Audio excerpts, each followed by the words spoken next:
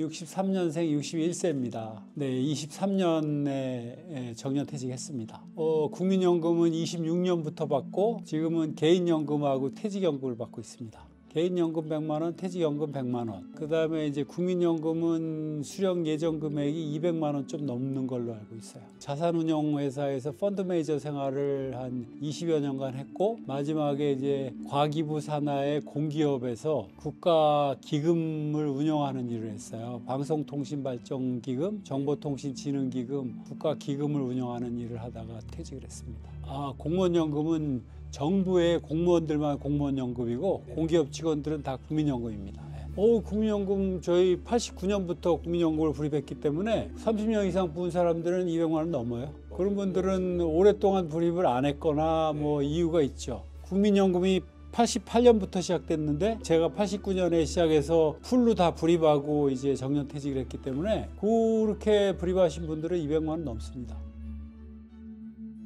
이제 펀드 매니저는 연봉이 좀 많은 편이죠. 거의 뭐 억대 연봉 받고, 그게 이제 급여가 많다고 그래갖고 그 급여에 비례해가지고 다 높아지는 게 아니고 일정 금액 이상은 동일해요. 그거를 납입하는 한계가 있어요. 이 위에 이게 저기가 실링이 있어요. 우리가 노후 준비로 해갖고 3층 탑이란 얘기를 많이 해요. 예, 제일 아래가 이제 국민연금, 최저생활보장, 그 다음에 퇴직연금이 회사에서 해주는 거고, 그 다음에 좀 여유로운 생활한다 그러면은 그 위에 3층으로 개인연금, 이렇게 국민연금, 퇴직연금, 개인연금 이런 식으로 국가에서 설계를 해놨거든요. 개인연금은 이제 불입 여부는 본인의 자유지만 국민연금하고 퇴직연금은 의무화돼 있어요. 노후에 힘들어지면 사회 전체적인 문제잖아요. 그러니까 그런 장치를 해놨기 때문에 웬만한 분들은 노후에 재무적으로 어렵지 않도록 이렇게 준비가 돼 있을 거예요. 내가 기본적으로 먹고 살기만 한다 그러면 그 옛날에 보험회사에서 통계를 많이 발표했는데 최저생활 하는 데는 뭐 200여만 원, 그 다음에 내가 여행도 하고 여유롭게 사는 데는 뭐 또 얼마, 해외여행에다 골프 치면서 사는 데는 얼마, 뭐 이런 식으로 그 생활 방식에 따라서 이제 한 달 평균 비용이 이 정도다 하고 발표한 게 있어요. 근데 이제 사람이 산다는 게 내가 먹고 사는 것만으로 생활이 다 만족스럽지는 않잖아요. 어느 금액으로 딱 확정 짓는 것보다, 예를 들어서 제가 노후에 10억 이상은 필요할 것 같다, 60세 이후에 10억 이상은 필요합니다 그러면 10억 이상을 모을 수 있는 사람들은 뭐 할 수 있지만 아닌 분들 같은 경우에는 굉장히 절망감을 느낄 거 아니에요. 그러니까 그건 맞지 않고, 아까 이제 생활 방식에 따라서 노후 자금의 차이가 있다고 얘기했듯이 자기 급여 수준에 맞게 이렇게 하려는 노력이 중요한지 기준 선정하는 거는 별 의미 없다고 생각해요. 우리 딸아이 결혼했을 때 네 급여에서 최소한 50% 이상은 저축해라 하고 얘기를 했어요. 너 아빠한테 월 100만 원을 기여할래? 아니면 그거 안 하고 네 급여의 50%를 저축할래? 선택하라고 했어요. 바보 아니면은 자기 저축할 거 아니에요, 그렇죠? 그러니까 시작하는 단계에서부터 쓰고 남는 돈을 저축한다 개념이 아니고 내가 일정액을 저축하고 남는 돈을 쓴다 하는 마인드를 가지고 저축을 해나가는 게 중요한 것 같아요. 저축하는 거는 내가 쓰다 보면 안 되기 때문에 월급에서 떼나가게 이렇게 해놔놓고 남는 돈들을 쓰도록 이렇게 해야 돼요. 사람이라는 게 마음가짐이, 내가 그렇게 장치를 해놓으면 그 안에서 사는데 여유 있게 해놔놓으면 그거 다 써요. 소비 다 하고 남는 돈으로 저축한다고 그거 안 돼요. 저하고 같이 근무하던 이제 본부장 중에서도 통신 대기업의 임원을 10여 년 했는데 퇴직하고 나서 자기 돈이 없다는 거예요. 뭐 소득 얘기하고 그러는데 내가 얘기해줬어요. 본부장님은 소득이 문제가 아니고 지출 통제를 못 하신 거다. 내가 돈을 모으려고 그러면 수입을 넓히든가 아니면 소비를 줄이든가 하는 거잖아요. 근데 대기업 임원 정도면 수입이 작은 건 아닌데 퇴직했는데 돈이 없다? 그거는 내가 지출 통제를 못 한 거지. 우리가 살 빼려고 그러는데 먹어가면서 그거 안 되잖아요. 내가 그거 하면서 영양보다 더 많이 에너지를 소비해야지 살을 뺄 수 있는 거 아니에요. 그게 똑같은 개념이에요. 사건 사고도 많고 뭐 일이 많고 그러니까 욜로족이 유행했던 적도 있는데, 사실은 미래 불확실성이 있을수록 나는 오늘 열심히 살면서 미래를 대비해 나가는 자세가 되게 필요한 것 같거든요. 저는 아이들한테 진인사대천명, 오히려 욜로족보다 진인사대천명이라는 얘기를 많이 해요. 네가 그 상황에서 최선을 다하고 그 결과에 대해서는 하늘의 뜻으로 받아들여라. 그 한때 우리가 소확행이 유행했던 적이 있잖아요. 그렇죠? 작지만 확실한 행복 했는데 그 결과는 이 행복을 경쟁하듯이 뭐 하는 상황이 돼가지고 오히려 조금 상대적 빈곤감을 느끼는 사람이 더 많아졌어요. 소확행 하면서 인스타그램에다가 내가 이쁜 옷 입고 뭐 찍고 맛있는 음식 먹고 다 행복한 모습을 보이는데 아 나는 그렇지 않구나 하면서 상대적 불행감을 느끼는 사람 있잖아요. 그래가지고 25년의 트렌드 키워드가 거기에서 바뀌었어요. 아보하루. 아주 보통의 하루. 행복에 내가 집착하기보다는 그냥 아무 그 탈 없이 그냥 보통의 하루 사는 걸로 나는 감사하고 그게 행복이다. 그것도 좋은 것 같아요. 욜로보다는 저는 그런 방식이 오히려 좋지 않을까. 자기만의 방식으로 자기 삶을 살아가는 게 되게 중요하다. 근데 그게 쉽지는 않죠. 다른 사람, 우리 한국 사회가 특히 비교를 많이 하는 사회고 뭐 이렇기 때문에 다른 사람 눈을 의식하지 않고 살아가기가 힘든데 나답게 사는 법이란 책을 제가 지금 아주 의미 있게 읽고 있거든요. 철학책인데 그게 이제 그런 거예요. 다른 사람 눈을 의식하지 않고 비교하지 않고 나만의 방식으로 나답게 사는 게 그게 진정한 행복 아닌가 싶은데 그렇게 하려고 하면 굉장히 자기 마음 수양도 많이 해야 되고 짧은 시간에 되지는 않죠. 요즘 사회에서 필요한 말인데 네. 이루기가 힘든 말인 것 같아요. 근데 그것도 할 수 있어요. 힘들지만 할 수 있어요. 끝없이 비교하면 끝없이 불행해져요. 비교의 대상은 남이 아니고 자기여야지 행복할 수 있어요. 어제 나보다 내가 한 발짝 더 나가는 거, 오늘의 나보다 내일은 한 걸음 더 나가는 거, 발전하는 거 이렇게 해야지. 내가 PD님보다 작가님보다 더 이뻐야 되고 더 젊어져야 되고 더 아름다워야 되고 이게 안 되잖아요. 항상 또 다른 상태가 나타나거든. 우리 대한민국이라는 나라 자체가 조그맣고 뭐 이렇게 가진 것도 없는 나라에서 인력이 양성돼서 사실은 지금처럼 잘 사는 부분이 있는데 너무 팍팍하잖아요. 특히 이제 우리 PD님, 작가님, 부모님 세대들은 더더욱이 그랬어요. 땅 하면 달리기 해가지고 내가 뛰어나지 않으면 죽는다 막 이런 쫓기듯이 살아왔죠. 우리 세대들 같은 경우에는 놀 줄 모르는 사람들이 많아요. 퇴직해가지고 시간이 많아졌는데 자기가 뭘 좋아하는지 뭐하고 놀지 몰라가지고 시간이 많아지니까 오히려 그 상황 속에서 망가지는 사람들이 많아요.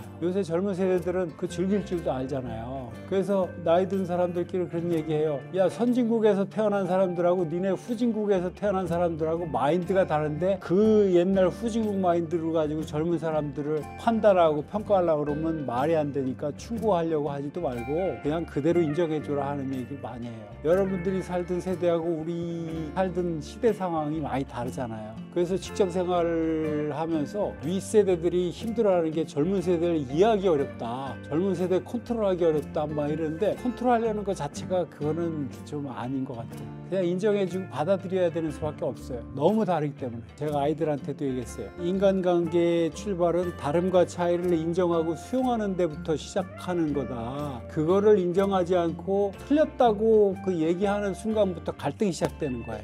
우리나라 사람들이 용어를 제일 혼돈해서 사용하는 단어가 뭐냐면 다르다 틀렸다. 다르다인데 틀렸다는 용어로 대부분 써요. 그 생각이 다르다인데 생각이 틀리다. 틀린 거는 굉장히 그 용어의 어감이 다른 거거든요. 다름과 차이를 인정하고 틀렸다로 받아들이지 않고 차이를 인정해 줄 줄 알고 그거를 좁혀가는 노력이 필요하죠.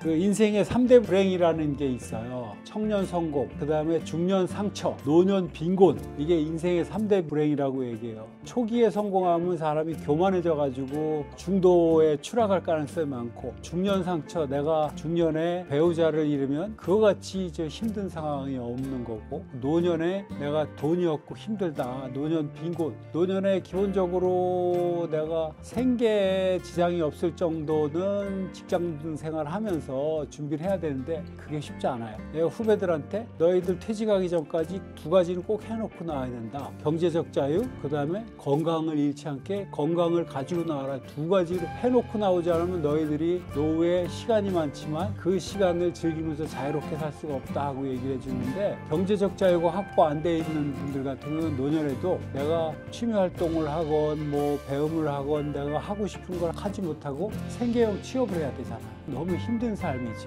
사람이 일 없이 사는 것도 불행한 거지만 그 일이 내가 돈을 벌기 위해서 해야 되는 일이라고 하면 힘든 거예요. 그러니까 일의 의미가 젊었을 때하고 나이 들었을 땐 다르다고 생각해요. 젊었을 때는 내가 가족 부양 이런 것도 있고 하기 때문에 돈이 그 많은 비중을 차지하지만 은퇴 후에도 돈에다 비중을 두면 그건 굉장히 힘들죠. 은퇴 이후에는 그 의미 있고 보람 있고 잘할 수 있고 즐겁게 할 수 있는 거. 저는 많은 경험을 해보고 싶어요. 그 젊었을 때부터 주어진 경로를 잡아가지고 그냥 이렇게 하는 것보다 다양한 경험을 해보고 그 경험을 통해서 이게 나한테 적성에 맞고 재능에 맞고 하는 거 있으면 그거를 내가 특기화해가지고 처음엔 제너럴리스트로 출발해서 스페셜리스트로 가는 게 좋다는 얘기죠. 후배들 만나면 1년 1기를 얘기해요. 1년에 하나씩만 니네가 좋아하는 거에 집중해가지고 보통 이상의 실력을 키워라. 이거는 자격증뿐만이 아니고 내가 놀이든 뭐든 간에 예를 들어서 10년을 그렇게 했다 쳐요. 근데 다른 사람보다 잘할 수 있는 게 10가지 이상이다. 그러면 사회생활하는 데 있어서 굉장히 자신 있게 생활할 수 있어요. 그래서 젊은 세대들은 아까 얘기한 대로 다양한 경험을 해보면서 자기 자신에 대한 투자. 우리 기독교에서 11조 있잖아요. 11조 생활을 좀 했으면 좋겠어요. 그 11조가 자기에 대한 투자를 소득의 10분의 1을 자기에 대한 투자를 했으면 좋겠어. 기업에서도 R&D 비용 그 많고 적고에 따라서 그 기업의 미래를 판단하는 잣대로 삼거든요. 자기에 대한 급여의 10분의 1을 투자하는 사람하고 그렇지 않은 사람하고 제가 보기에는 완전히 다를 것 같아요. 인생의 오복이라는 게 있어요. 그거는 이제 퇴직 이후 분들도 해당될 수 있지만 젊은 세대들도 다 마찬가지예요. 건처, 재우, 사라는 게 있어요. 건강. 그 다음에 처는 좁게는 배우자인데 넓게는 가족관계. 재는 재산, 돈. 우, 친구, 사, 일. 여기서 일은 내가 돈 버는 일만이 아니고 내가 시간을 활용할 때 할 수 있는 거. 돈 버는 생계활동도 있을 수 있고 봉사활동도 있을 수 있고 배움활동도 있고 취미활동도 있고 이런 거를 이제 생활하는 데 있어서 목표로 두고 관리해 나가면 굉장히 돈이나 명예나 지위나를 목표로 두고 사는 것보다 훨씬 다른 삶을 살 수 있지 않을까 생각을 해요. 지금 70입니다. 제가 1999년도에 퇴직을 하면서 일시불로 받아가지고 연금을 해당이 안 됩니다. 7천만 원 정도 받았을 겁니다. 선생님께서 원래는 저기 어떤 일을 하시던 거예요? 구청에서 오래 있었습니다. 구청에서 한 20년 정도 있었고 구청 전에도 이제 우체국에서도 한 3년 있다가 동사무소 한 2년 있다가 구청에 한 20년 있다 퇴직한 거죠. 그때 당시에 이제 퇴직하고 사업 좀 하려고 하다가 잘 안 되어 가지고 그냥 다 없어져 버렸어요. 그때 당시에 또 주식 투자를 한다고 손해를 또 많이 봤어요. 그런 바람에 은행빚도 많고 그래가지고 생활 감당이 안 되더라고요. 너무 힘들게 살았습니다. 근데 채무를 갚을 엄두가 안 났어요. 애들 셋 키우는데. 그래서 지금 현재도 그 채무는 지금 그대로 남아 있어가지고 현재까지 지금 경비 생활을 하고 있습니다. 그러다 보니까는 집장만도 어림도 없고 전세로 살다가 지금 전세에서 월세로 지금 돌려고 살고 있는데 애들도 지금 나이가 지금 결혼 정년기가 지났는데도 지금 결혼도 못 하고 있어요. 다들 결혼하라고 그래도 아이고 아빠 같은 사람 만날까 봐 결혼 못 하겠다 하면서 결혼 안 하고 그냥 포기하다시피 하고 지금 살고 있습니다. 이제 그럼 공무원 생활 하시다가 퇴직하시고 채무를 갚기 위해서 경비하는 생활을 하고 있어요. 채무 갚기 위해서 한다기보다는 생활하기 위해서 하는 거죠. 나중에 그래서 내 계획은 뭐 더 이상 일을 할 수 없는 나이가 되고 몸이 허약하게 되면은 동주민센터에 뭐 생활보호 대상자 신청이나 하고 채무에 대해서는 결국은 파산 신청을 해야 되지 않겠나 그런 생각을 갖고 있습니다. 처음에는 갈 데가 없어가지고 경비 아파트 지원을 했었는데 이상하게 제 경력을 갖다가 말을 하고 그랬더니 아파트 경비를 안 써주더라고요. 공무원 했다 했더니 안 써주더라고요. 그래서 경력을 다른 걸로 바꿨어요. 그냥 그랬더니 이제 지원을 받더라고요. 저 같은 경우는 평일날은 야간만 격일제하고 주말에 토 일요일 날은 24시간 격일제 이렇게 근무하고 있는데 보수 수준이 이제 또 젊은 사람들은 조금 더 주고 나이 먹은 사람들은 기본 주는 거죠. 최저임금 193만 원 남짓 받죠. 빠듯하다고 하죠. 뭐 실례가 안 된다면 총 부채액이 얼마? 한 6, 7천만 원 했었는데 못 갚았으니까는 지금 한 1억 얼마가 되더라고. 경비할 능력도 없고 그러면 이제 파산 신청이라도 해야죠. 뭐. 그렇지 않으면 나중에 애들한테 피해가 가잖아요. 제 경험이 그렇기 때문에 절대 빚을 얻어갖고는 투자하는 건 금하라고 하고 싶습니다. 지금도 하시고 계신 건 아니죠? 지금 그냥 돈이 별로 없기 때문에 하는 둥 마는 둥 그러는데 거의 안 한다고 봐야죠. 우리 셋째 아들만 해도 지금 국민연금을 넣는데 월급에서 공제를 하는데 자기가 받을 나이가 되면은 국민연금이 소진되고 못 받는다. 지하철도 적자라 그러는데 왜 노인들은 무료로 승차하게끔 해서 전부 다 나중에는 결국은 그게 부채가 늘어나면은 자기 세대한테 전부 다 전가될 것 아니냐. 그러면 자기 세대 때는 어떻게 살으라고 전가를 시키느냐 이런 말 많이 하고 그럴 때마다 뭐라고 할 말이 없더라고요. 내가 젊었을 때는 먹고 살기가 힘들어가지고 그때 당시는 시골에 살면서 선풍기도 없고 TV도 없고 냉장고도 없고 아무것도 없이 살았다. 쉬는 날이 거의 없다시피 일했다. 지금 먹고 살기가 얼마나 낫냐. 그런 말을 하고 싶어도 더 이상 그런 말을 못 꺼내겠더라고요. 답답하다. 그런 생각을 많이 들어요. 젊은 세대하고 얘기를 하다 보면 자기 세대에는 국민연금도 못 받을 수가 있고 다 지금 노인들만 많아지는데 자기들 앞으로 장차 지출해야 할 돈만 젊은 세대들이 많이 늘어난다. 젊은 애들 말하는 거 그것도 맞아요. 받는 금액이 너무 많이 주는 거죠. 그러니까 정부에서 하는 걸 지금 많이 지원하는 건데 이걸 계획을 안고서는 힘들어져요 나중에. 그런데 이제 받는 입장에 봐서는 좋으니까. 예를 들어서 이번에 김용영 국방부 장관이 이번에 사회보고 나서 다음 달부터인가 매달 500만 원씩 받는다고 하지 않습니까? 그럼 평생에 죽을 때까지 80이고 90이고 그럼 몇십 년간 이렇게 받는 거예요. 참 걱정이 됩니다 우리나라. 제가 보기에 10년 20년 뒤에는 어떻게 나라가 운영이 될지 엄청 걱정이 됩니다. 공직에서 평생을 바쁘게 살다가 이제 은퇴하고 집에서 그냥 쉬죠. 살림하고. 연세가 혹시 어떻게 되세요? 73. 경찰서 노후 자금이요 집 한 개밖에 없어요. 저는 이제 공직을 했기 때문에 연금으로 살면 사치스럽게만 안 살면 최소한의 기본 생활만 하면 가능할 것 같아요. 그냥 생활할 만큼 받아요. 200 이상인가요 혹시? 네, 나이 든 사람들은 제일 어려움이 뭐냐 하면 외로움이에요. 나이가 들수록 점점. 그래서 저는 아직까지 그 나이까지는 안 갔지만 지금도 그걸 이제 많이 실감을 하게 되거든요. 그래서 어떤 커뮤니티 있는 공동생활을 하는 데를 찾고 싶다. 그래서 프로그램도 같이 하고 여행도 같이 가고 운동도 하고 이런 데를 생각했는데 사실 그 아파트가 그런 데가 잘 드물어요. 요새 새로 짓는 아파트는 한두 개 그런 게 있다 하더라마는 일반적으로는 아직 그게 안 돼 있어요. 젊은 사람들은 몰라요. 왜냐하면 출근하면 직장이 삶의 무대잖아요. 그런데 일단 은퇴하고 집에 들어오면 같이 인간관계를 할 사람이 없어요. 그러니까 젊은 사람들은 그걸 몰라요. 나이 든 사람들은 그걸 스스로 해결하기가 어려워요. 어디에 이제 물론 취미생활 그런 게 그렇게 찾기가 쉽지도 않고 그거를 또 일부러 이렇게 가야 되고 그리고 제가 젊을 때 직장 생활할 때 너무 바빠갖고 집이라는 게 대한 그저 집은 잠자고 나오는 것밖에 없었는데 은퇴를 하고 퇴직을 하고 집에 들어와 보니까 집이 전부잖아요. 갈 데도 별로 없고 실버타운에 대해서 그래서 관심을 갖게 됐는데 사실 이제 나이가 들어보면 젊은 사람들은 몰라요. 저도 젊을 때 생각조차 안 했지만 젊을 때는 생각하는 대로 그냥 어디든지 다 돌아다니고 했는데 나이가 드니까 나가는 게 쉽지가 않아요. 그리고 이제 시간이 갈수록 지금보다 더 점점 나이가 들지 젊어지지는 않잖아요. 시간이 갈수록 바깥 나들이가 어려워지고 이 안에서 움직여야 되고 우리나라 치매 노인의 숫자가 급격히 느는 이유가 집에서 혼자 외롭게 있으면 치매가 올 수밖에 없어요. 우울해지잖아요. 우울해지면 치매가 급격히 오거든요. 우리는 산업화하고 경제 성장하는 것 때문에 모든 걸 젊은 데 포커스를 맞추고 이러다 보니까 은퇴한 사람들은 어떻게 살든지 살다가 가겠지 이런 것 같아.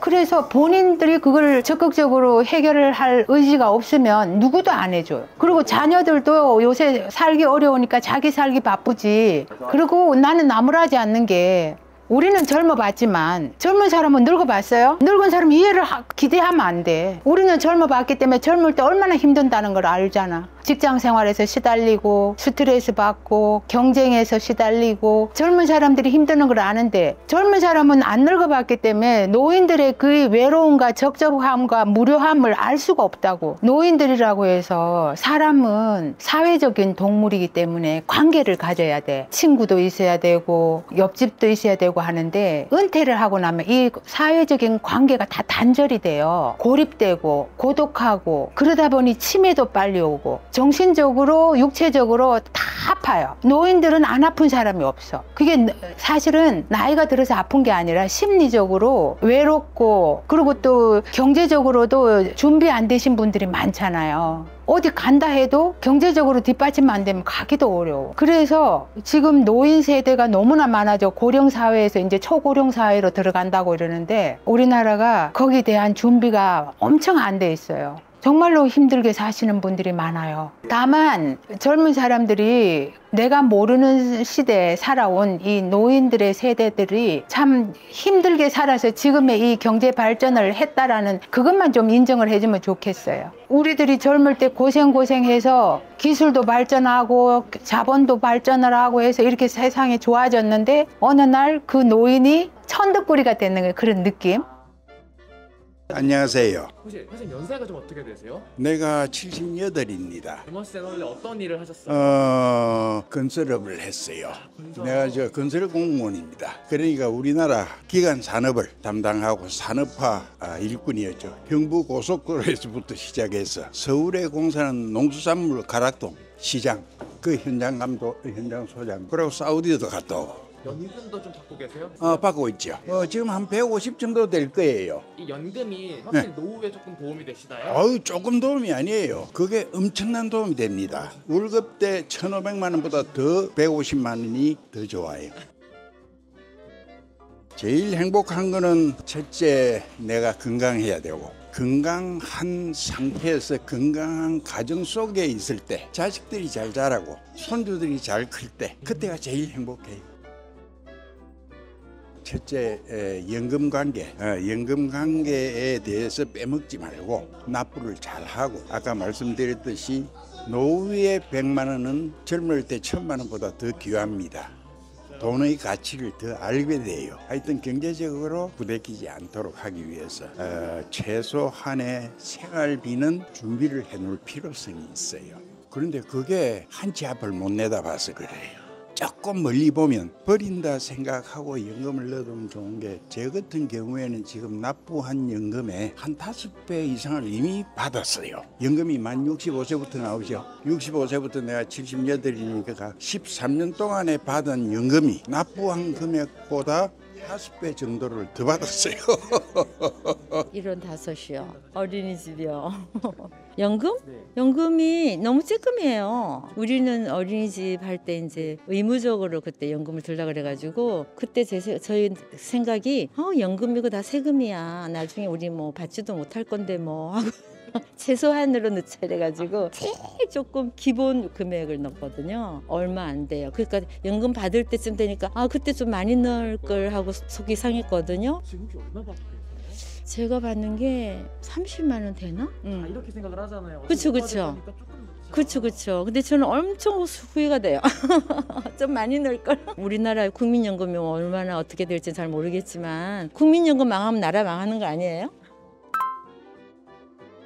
너무너무 걱정돼요. 어린이집도 마찬가지예요. 교육을 못해요. 부모들이 너무나 요구도 많고 내 아이만 그리고 자기 보는 자기 교육관이라는 게 있을 거 아니에요. 근데 어머니 아버지 교육관이 최고는 아닐 수도 있거든요. 예를 들어서 다른 아이를 때렸어. 에휴 애들이 그렇게 서로 때리고 맞고 살지. 그래 놓고 자기 아이가 맞으면 막 이제 막 속상하고 막 화나고 막 또 어머니끼리 싸우고 막 그러거든요. 이제 그런 게 굉장히 심해요. 옛날보다. 옛날에 저희가 아이를 키울 때는 애가 맞고 오면 네가 뭘 잘못했겠지, 네가 맞을 짓 했겠지, 속은 상해도 일단 그렇게 하고 얘기도 들어보고 이렇게 이제 판단하잖아요. 요즘은 그런 게 없어요. 무조건 내 아이는 절대로 해를 입으면 안 돼. 이제 그런 것 때문에 저는 그렇게 생각해요. 그렇게 자란 아이가 커서 또 그런 엄마 아빠 될 거잖아요. 그 사회가 점점 더 너무나 뭐랄까 너무너무 각박해져서 정말 두려워요. 무서운 세상이라는 생각이 들어요. 전 젊을 때 일을 했거든요. 참 좋은 일을 했어요. 그랬는데 이제 그 첫째 아이 가지고 이제 그만뒀거든요. 외국인 회사라서 아마 임신을 했어도 괜찮았을 거예요. 근데 다들 그때 분위기는 그랬으니까 그래서 이제 그만두고 아이들만 키우고 살다가 이제 늦게 이제 애들 고등학생 끝날 때쯤 이제 새로운 일을 하게 된 거거든요. 그래서 그때 일을 안 그만뒀으면 제 인생이 많이 달라졌겠죠. 이제 그런 거 좀 후회되기도 하고 아쉽죠. 아쉽긴 하죠. 그래도 그 뒤로 어린이집 하면서 굉장히 행복했고 저는 그냥 놀기만 하는 거를 별로 제가 오랫동안 일을 해서 그런지요. 놀기만 하는 게 편치가 않아요. 뭔가 보람된 일을 해야 그중에서 노는 거는 재미있을 것 같은데 맨날 노는 거는 진짜 저는 힘들더라고요. 연세가 어떻게 되세요? 예, 38년생이요. 87세. 혹시 젊었을 때 어떤 일을 하셨나요? 공무원 생활도 했고 또 직장 회사 생활도 했고 혹시 연금 계세요? 연금은 안 받아요. 왜 안 받고 계세요? 아니 그때 오래 안고 그냥 조금씩 했고 뭐 행복한 거는 나의 건강하고 회원들하고 만나서 재미있게 지낼 적에 그때 행복한 거죠. 고민도 많이 있지. 나이 먹으니까 언제 어디가 아플라나 이런 그 고민도 많이 하고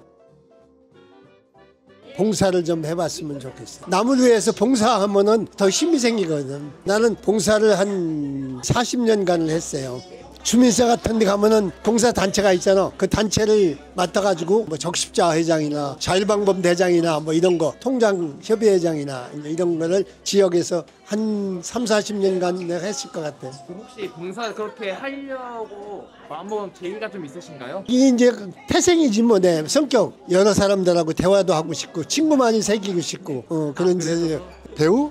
왕년에 배우였었어요. 왕년에 배우. 연극 배우. 1973년도에 내가 대학 2학년 때 진주 개천 예술제에서 그때 우리 학교에서 연극까지 가서 대통령상 받았죠. 연세는 어떻게 되실까요? 그 만 나이로 70세. 요즘은 뭐하고 지내세요? 지금 현재는 한솔마을 시니어 클럽 경로당의 회장을 맡고 있고요. 2025년부터 진행하고 있는 시니어 여가 설계 지도사라는 훈련을 받고 있어요. 2주째. 이제 이 사회가 노화가 굉장히 깊어지고 이렇게 됨에 따라서 노인 문제들이 많이 발생하잖아요. 이제 그 문제 중에 하나가 인지 기능 향상이 좀 필요한데 그 우리나라에는 우리나라 사람의 성격과 특징 여러 가지 때문에 아는 사람에게는 친하지만 모르는 사람에게는 다가가지를 못해요. 그래서 그런 문제를 어떻게 해결할까를 이제 고민하고 있죠.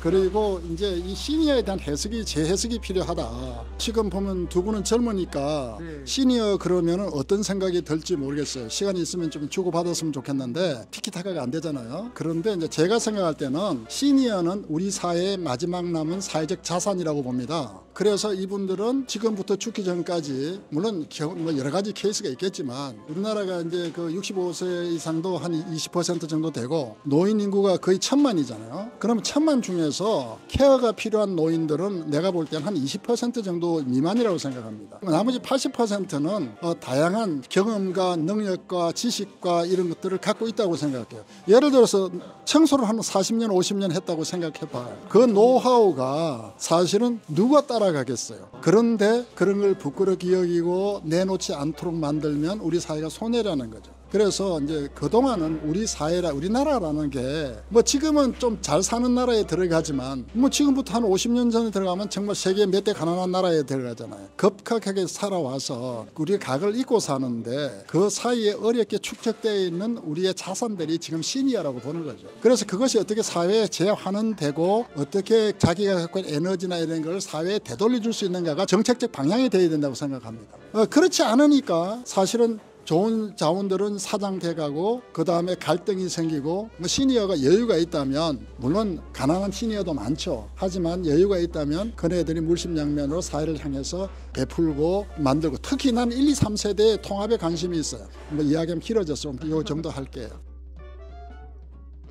저는 젊은 사람들이 각자 다 하고 있다고 생각해요. 사실은 어떻게 보면 늙은 사람 눈에서 젊은 사람 못하고 있다고 보는 자체가 그 자체가 잘못된 시각이라고 보고, 그 다음에 젊은 사람도 늙은 사람에 대해서 바이어스잖아요. 자기는 경험도 안 해봤는데 자기 생각으로 재단하잖아요. 그래서 사실 우리나라 사람의 특징이 있습니다. 굉장히 똑똑한 게 우리나라 사람의 특징이에요. 남은 치고 못 살죠. 오죽하면 사돈이 논을 사면 배가 고프고 홧김에 뭐 한다 뭐 이런 게 있잖아요. 그래서 이거는 우리나라 사람이 굉장히 자존심이 강하다는 겁니다. 그러한 우리나라 사람의 특징을 잘 살려서 각자 다 하고 있어요. 단지 그것이 그 사람들에게 갈등의 요인이 되도록 만드는 거죠. 틀에 집어넣고 교육을 한다든가 미래를 스스로 설계할 수 있는 그런 어떤 메커니즘을 만들어주지 못한다든가 이런 게 문제죠. 그래서 이런 문제를 좀 다각적으로 관심을 가지고 접근하고 의견을 나누고 쉐어하는 것, 서로 배관시할 것이 아니라 같이 이제 코퍼레이션 할 수 있는 것이 매우 중요하다 이렇게 생각합니다.